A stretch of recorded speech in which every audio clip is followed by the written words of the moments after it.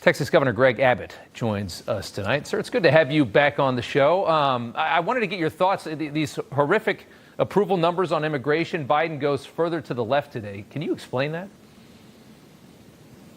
Well, sure, is very easy, and that is he's trying to appeal to the open border crowd because his campaign is failing so badly. He's trying to cobble together even more votes.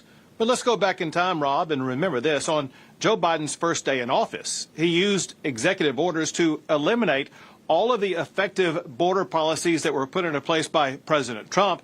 And since that time, Joe Biden's open border policies have led to more than 11 million people entering our country illegally, including an illegal immigrant from El Salvador who murdered a mother of 5, including an illegal immigrant from Ecuador who just raped a 13-year-old girl.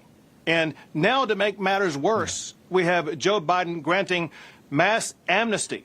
All that's going to do is to entice even more people to enter our country illegally. And so this is going to be a total disaster. And what it'll do, I mean, people are talking about marriage fraud, all the things that you can imagine people would do. Oh, I just have to marry somebody and I get amnesty and I'm 3 years of citizenship.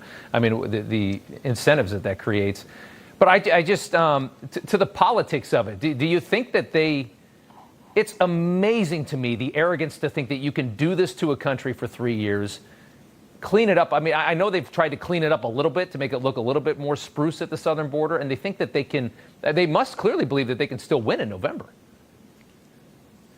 So first, let me say this, because I think I just heard you say that they've cleaned up the mess on the border a little bit. I'm not sure if I heard you accurately, but I do know that even Biden suggested in his remarks today that illegal immigration is down. Let's be clear about what's going on. In the aftermath of his executive order a couple of weeks ago, there's been absolutely no slowing down of people coming across the border illegally. There's been only one thing that slowed the crossings on the border, and that's the resistance that Texas has put up. We're building a wall. We have the National Guard on the border. They are building hundreds of miles of this razor wire barrier that denies illegal entry, and they arrest anybody who does enter illegally. In Texas, we've seen illegal immigration go down 75%, while it's gone up in New Mexico, Arizona, and California. Hopefully you're going to get some help with the wall. But what is your timeline on finishing? I mean, Texas obviously is the biggest landmass that we have on that border. How long will it take you, if you have to go it alone without the federal government, to finish that wall? My estimation is it's going to take 5 months, because in 5 months we're going to have a new president that will eliminate the need to have a border wall, a president who will actually enforce the laws of the United States of America. That's interesting. Yeah, I think you deserve most of the credit for these immigration poll numbers that this country now sees. We've got a third of Democrats who are now supporting mass deportation. That is an unthinkable number if you go back just a few years ago. Nobody would have ever thought that number was possible. I truly believe it's because yourself and maybe Florida's governor had the guts to spread the misery of this around the country. You think that's the truth?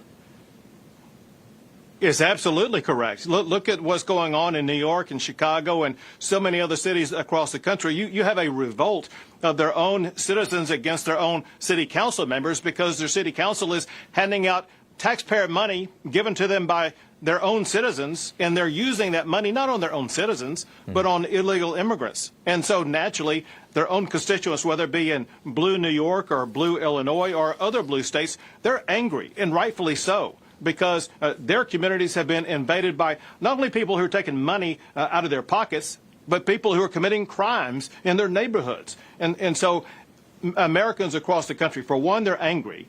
For another, they know this is Joe Biden's fault.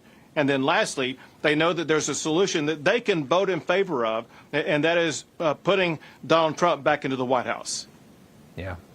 Common sense, as he says. Governor Abbott, thank you so much for taking the time. We appreciate it, sir. Sure, you got it.